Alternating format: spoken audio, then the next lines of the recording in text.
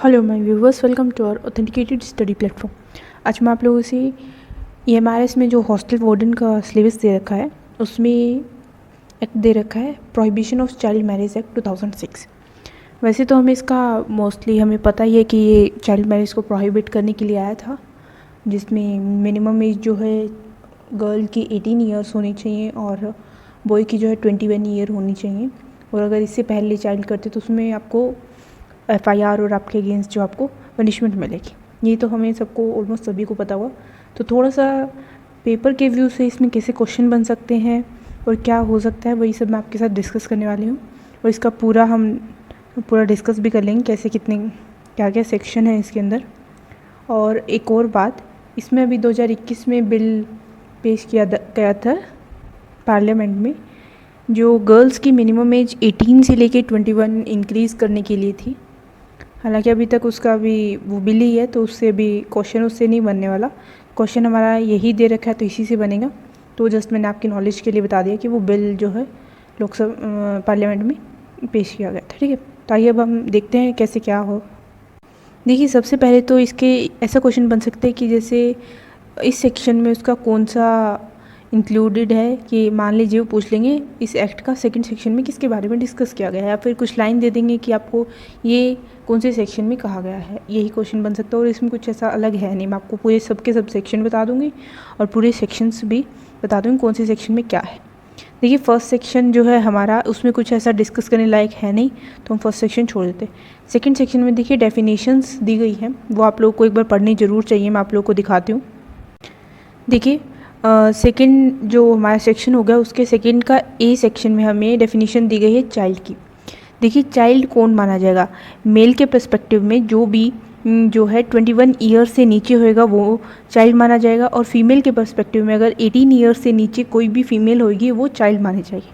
ठीक है, इसमें सिर्फ सेकंड ए की डेफिनेशन में सिर्फ इतना ही लिखा है कि चाइल्ड कौन होएगा। चाइल्ड वही होएगा जो 21 ईयर में मेल से नीचे है और फीमेल में अगर वो 18 ईयर से नीचे है। ठीक है, चाइल्ड मैरिज में अगर वो कह रहा है कि अगर चाइल्ड मैरिज की अगर बच्चों की मैरिज की गई है तो वो चाइल्ड मैरिज कहलाएगी। इसमें कुछ अलग मेंशन नहीं किया गया। देखिए, कॉन्ट्रैक्टिंग पार्टीज़ कौन होंगी। कॉन्ट्रैक्टिंग पार्टी वो होएगी जो कि चाइल्ड, मान लीजिए जो लड़के वाले मतलब शादी में लड़के वाले और लड़की वाले, ये कॉन्ट्रैक्टिंग पार्टी कहलाएंगे। ठीक है, जो शादी कर रहे हैं। ठीक है, चाइल्ड मैरिज प्रोहिबिशन ऑफिसर जो है यहाँ पर बनाया जाएगा। एक्ट में कहा गया है कि प्रोहिबिशन ऑफिसर जो है बनाया जाएगा। ठीक है, उसके बाद डिस्ट्रिक्ट कोर्ट की डेफिनेशन दी गई है। तो ये दोनों डेफिनेशन कोई पूछने लायक नहीं, बस हमें पता होना चाहिए कि 2 का ई में जो है डिस्ट्रिक्ट कोर्ट के बारे में बात की गई। उसके बाद में देखिए, ये वाली हमारी इंपॉर्टेंट हो जाएगी माइनर की डेफिनेशन दी गई है। इसमें माइनर किसे कहा गया है। देखिए, मेजॉरिटी इसमें मेंशन किया गया है मेजॉरिटी एक्ट 1875। तो मेजॉरिटी एक्ट 1875 क्या कहता है कि जो 18 ईयर से नीचे है, जो 18 ईयर से नीचे वाला कोई भी है, लड़का है या लड़की है, वो माइनर कहलाएगा। तो वही डेफिनेशन यहाँ पर मेंशन किया गया। माइनर में यहाँ पर इस एक्ट के बारे में बताया गया है और इस एक्ट में कहा गया है कि 18 ईयर से नीचे वाला बच्चा माइनर होता है। ठीक है, यही बात की गई है। तो हमने यहाँ पर डेफिनेशंस देख ली, इससे क्वेश्चन बन सकता है हमारा। उसके बाद हम नेक्स्ट सेक्शन देखते हैं। यहाँ देखिए, जो हम हमारा थर्ड सेक्शन डिस्कस करते हैं, क्या कह रहे हैं, child marriage to be voidable at the option of contracting party being a child. देखिए, इसमें यहाँ पर 4 बातें बताई गई हैं हमें इस सेक्शन के अंदर। पहला ये कि चाहे आप ये एक्ट आने से पहले की बात है या आफ्टर की बात है, या पहले बिफोर या आफ्टर, अगर मैरिज के टाइम अगर चाइल्ड जो है वो मतलब मैरिज के टाइम अगर लड़का या लड़की अगर वो चाइल्ड थे, तो आप इस एक्ट के अंदर आप पिटीशन कोर्ट के अंदर डाल सकते हो, मतलब आप अपील के लिए जा सकते हो। पहली बात ये है। उसके बाद हम सेकंड बात हमें क्या बोली गई है कि अगर पेटिशनर अगर बच्चा है, माइनर है, मैं आपको माइनर की डेफिनेशन जो ऊपर बताई वो यहाँ काम आएगी।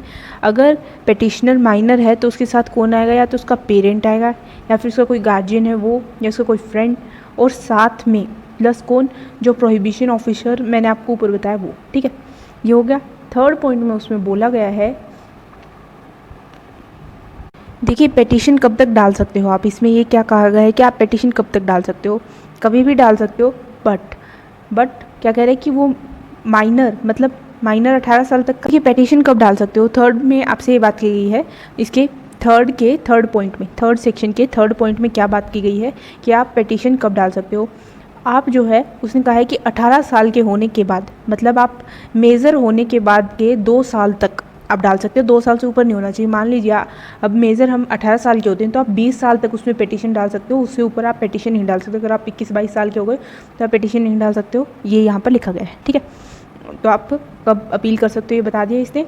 उसके बाद क्या कहा गया है, देखिए इसके थर्ड सेक्शन के फोर्थ पॉइंट में क्या डिस्कस किया गया है। कह रहे हैं कि अगर कोर्ट उसको नल करता है, शादी को अगर वो नल दिखाता है तो वो पार्टीज़ को कह सकता है कि आप उनका जो, मान लीजिए जो हम ऑर्नामेंट्स, मतलब जो भी हमारा सामान वगैरह देते हैं शादी में, तो वो दूसरी पार्टी को उसको वापस पे करने के लिए कह सकता है, वो चाहे कैश में हो या फिर वैसे के वैसे आपको गिफ्ट्स वगैरह वापस करने पड़े। तो ये एक उसके थर्ड का फोर्थ सेक्शन में बता रखा है, ठीक है।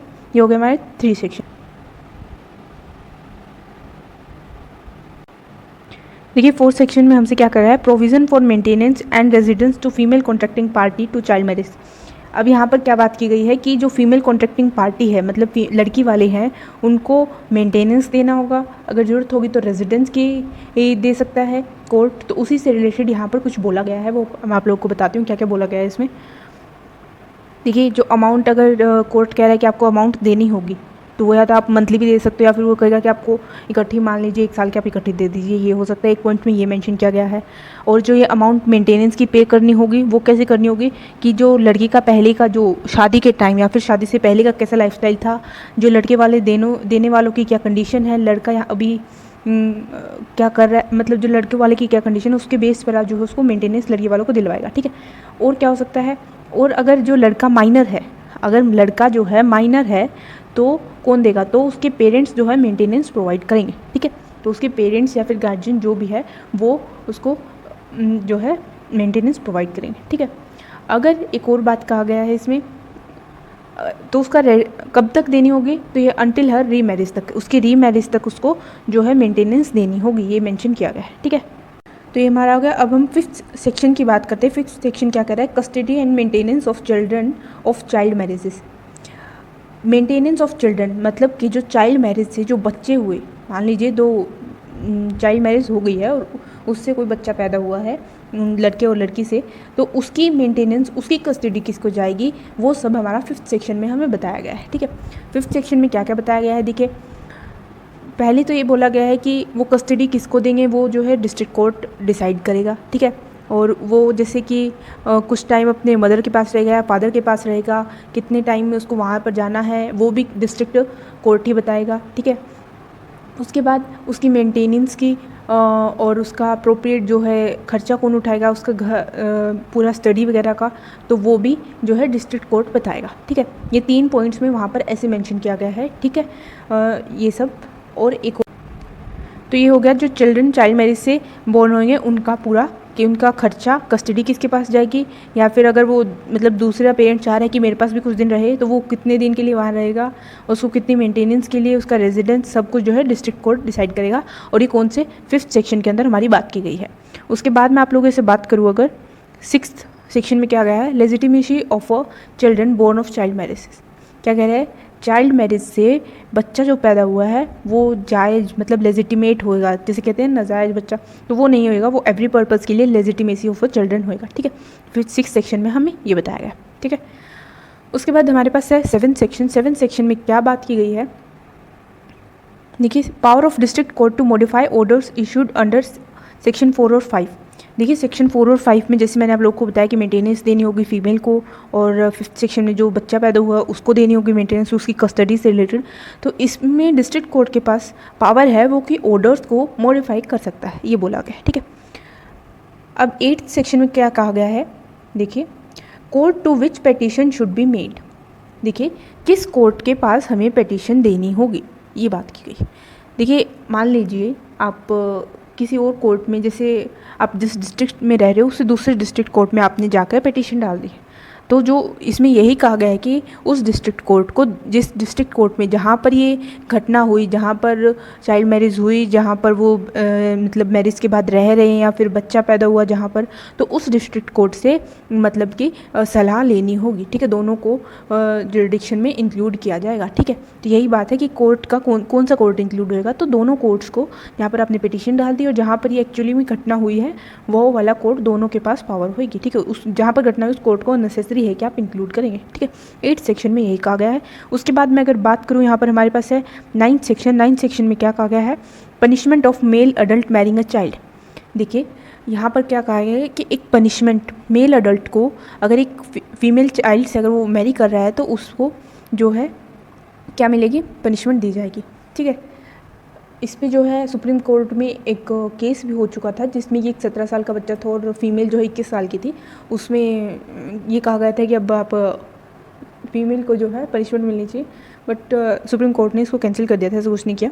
देखिए इसमें क्या कहा गया है कि अगर एक मेल अडल्ट है, मतलब कि अबोव 18 ईयर्स है, मेल अडल्ट का मतलब क्या है, अबोव 18 ईयर्स है वो, और उसको जो है क्या उसने एक जो चाइल्ड मैरिज उसकी होगी, मतलब एक गर्ल चाइल्ड से उसकी मैरी होगी, तो उसको क्या है पनिशमेंट मिलेगी। पनिशमेंट क्या है, 1 लाख रुपीज़ तक का फाइन लगेगा आपको, प्लस में मिनिमम 1 ईयर से लेकर 2 ईयर तक की जो है आपको पनिशमेंट हो सकती है। ठीक है, जेल हो सकती है। इसमें ये लिखा गया है as a punishment male adult को ये पनिशमेंट दी जाएगी मैरिंग अ चाइल्ड। 9 सेक्शन की बात हो गई। उसके बाद हम करते हैं 10th सेक्शन की बात, जिसमें क्या कह रहा है, punishment for solemnizing a child marriage. देखिए हर पर्सन को जो भी पनिशमेंट हु कंडक्ट कर रहा है या फिर उसमें इंक्लूड हो रहा है, शादी के अंदर आ रहा है या फिर जो कर रहे हैं शादी, उन सब को जो है पनिशमेंट मिल सकती है। पनिशमेंट जो है सेम है, 1 से 2 साल तक की मैक्सिमम जो है आपको जेल हो सकती है, प्लस 1 लाख जो है आपको फाइन हो सकता है। ठीक है, ये आपको दिया गया है 10th सेक्शन के अंदर। पनिशमेंट देखिए 11th सेक्शन में क्या है, पनिशमेंट फॉर प्रमोटिंग और permitting solemnization of child marriage. 11th section में बात की गई है जो कि परमिशन दे रही हैं। मान लीजिए कोई आप कहीं गवर्नमेंट इंस्टीट्यूशन में रह रहे हैं, वो अगर परमिशन दे रहे हैं चाइल्ड मैरिज की, या फिर कोई प्रमोट कर रहा है उसके अंदर आ रहा है, ठीक है, तो उन सबको पनिशमेंट मिल सकती है। पनिशमेंट जो है सेम ही है, वही 1 to 2 ईयर तक की जो है आपको पनिशमेंट होगी और 1 लाख तक का आपको फाइन लग सकता है, या फिर दोनों भी हो सकते हैं।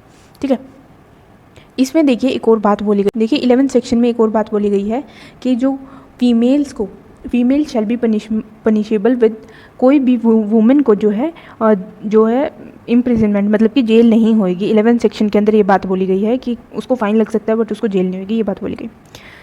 अब बात करते हैं marriage of a minor child to be void in certain circumstances. देखिए marriage of minor child to be void in certain circumstances. 12th section किसके बारे में बात करता है कि जो मैरिज हुई है माइनर चाइल्ड की, वो हम जैसे वॉइड मतलब कह रहा है कि उसको हम खारिज कर सकते हैं। ठीक है, मतलब वो मैरिज मानी नहीं जाएगी। किस केसेस में नहीं मानी जाएगी, मान लीजिए अगर वो फोर्सफुली हुई है, किसी को कंपेल किया गया है, या फिर किसी और पर्पज़ से, मतलब कि मान लीजिए जैसे कि मान लीजिए ट्रैफिकिंग के लिए, ह्यूमन ट्रैफिकिंग के लिए हुई है, या फिर जो माइनर जो चाइल्ड था उसको बेचा गया है, ठीक है, सिर्फ मैरिज के लिए, तो इन केसेस में जो है हम चाइल्ड मैरिज को जो है नल एंड वॉइड कर सकते हैं। ये सेक्शन नंबर 12 कह रहा है। उसके बाद अगर मैं बात करूँ यहाँ पर सेक्शन नंबर 13 क्या कह रहा है, सेक्शन नंबर 13 कह रहा है power of court to issue injunction prohibiting child marriages. देखिए 13 सेक्शन में क्या बात की गई है कि ऊपर मैंने बताया कि पिटीशन कौन डाल सकता है। 13 सेक्शन में ये बात की गई है कि यहाँ पर हम एक्शन कैसे ले सकते हैं। देखिए कोई कोर्ट या जुडिशियल मजिस्ट्रेट है फर्स्ट क्लास, तो वो जो है अगर रिलायबल रिपोर्ट है तो वो खुद एक्शन ले सकता है। सिमिलरली बहुत सारी चीज़ें दी गई है कि कोर्ट कैसे, या फिर किसी की नॉलेज में है तो उसके अकॉर्डिंग आप जैसे FIR करा सकते हो, ठीक है, पुलिस को इन्फॉर्म कर सकते हो। तो वही सब यहाँ पर कोर्ट की बात की गई है कि वो कैसे प्रोहिबिट कर चाइल्ड मैरिज को स्टॉप कर सकता है खुद एक्शन लेकर। ठीक है, ये 13 सेक्शन नंबर में डिस्कस किया गया है। उसके बाद अगर देखिए 14 क्या कह रहा है, child marriage in contravention of injunction order to be void.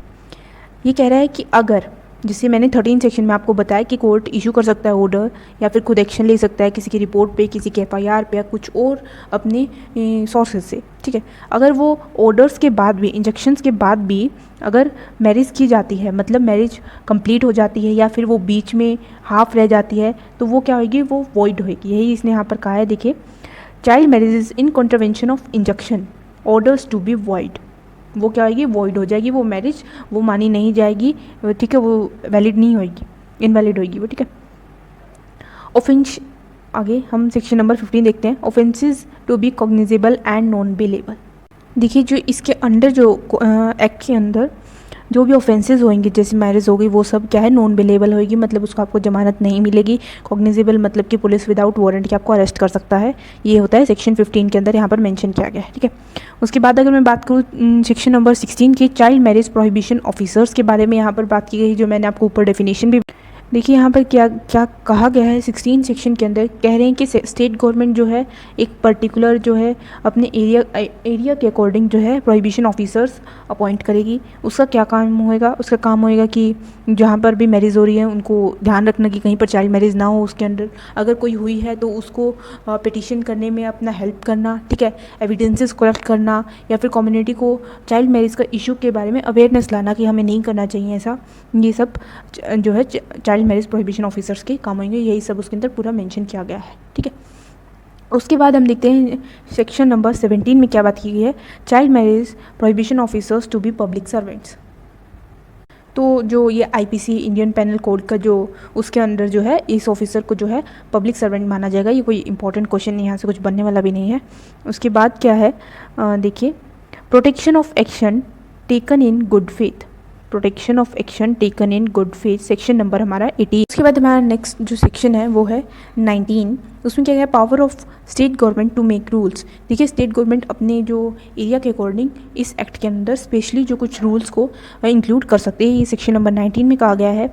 और सेक्शन नंबर 20 में कहा गया है कि amendment of act number 25 of 1955, ये जो है कुछ अमेंडमेंट किया गया है। देखिए, ये 1955 वाला हिंदू मैरिज एक्ट था, उसके अंदर अमेंडमेंट किया गया है, तो वही यहाँ पर मेंशन किया गया है हमारे सेक्शन नंबर 20 में, ठीक है। हिंदू मैरिज एक्ट जो कि 1955 वाला था। उसके बाद सेक्शन 21 में क्या कहा गया है, रिपील एंड सेविंग्स, ठीक है। इससे पहले जो है 1929 में एक्ट था जो था चाइल्ड मैरिज रेस्ट्रेंट एक्ट। तो जो वो इस एक्ट के आने के बाद, मतलब 2006 में जब ये एक्ट आया, तो ये 1929 वाला एक्ट जो है कैंसिल हो जाता है, मतलब कि ये रिपील किया जाता है, वापस ले लिया जाता है, ठीक है। तो आई होप मैंने पूरे 21 के 21 सेक्शन डिस्कस कर लिए। देखिए, इससे क्वेश्चन कैसे बनेंगे मैं आप लोगों से वो डिस्कस कर लेती हूँ। देखिए, इसमें क्वेश्चन कैसे बन सकते हैं। सबसे पहले आपको सेक्शन पूछ सकता है, मैंने आप लोग को शुरू में बताया कि आपसे सेक्शन पूछ लेगा कि इस सेक्शन में, या फिर आपको डेफिनेशन दे देगा। जैसे कि मैं आपसे अभी पूछूं कि चाइल्ड वाली डेफिनेशन कौन सी है, 2A सेक्शन में है, या फिर प्रोहिबिशन ऑफिसर वाली डेफिनेशन कौन से में है, तो वो 2 का शायद E पार्ट है या D पार्ट है, ऐसा कुछ है। तो वो आपसे ऐसे सेक्शन पूछ सकता है, या फिर और तो इसमें कुछ ऐसा प्रॉपरली मेंशन नहीं है। हाँ, कुछ ऐसे क्वेश्चन बन सकते हैं जैसे कि कितने उसको फाइन हो सकता है, या फिर कितने साल की जेल हो सकती है, या फिर कस्टडी वगैरह कौन डिसाइड करेगा। तो मैंने आपको पूरा जो है पूरा एक्ट पढ़ा दिया है, इससे बाहर तो कुछ आएगा नहीं। आप इसको जो है सेक्शंस को अच्छे से पढ़ लीजिए। बाकी इस वीडियो को अगर आप 1-2 बार रिवाइज कर लेंगे तो आपको जरूरत नहीं पड़ेगी कुछ और उठाने की। तो आई होप मैंने सब कुछ क्लियर कर दिया। स्टिल आपका कुछ डाउट है तो आप मेंशन कर देना। अगर आप लोग इसको अच्छे से देखते हो तो मैं आगे भी इसकी सीरीज़ को कंटिन्यू रखूँगी, आपको पूरे सारे के सारे एक्ट करा दूँगी। 10-15 एक्ट हैं शायद उसके अंदर, हॉस्टल वार्डन के जो सिलेबस के अंदर, ठीक है। तो so thank you so much for watching my video. Please like, share and subscribe my channel.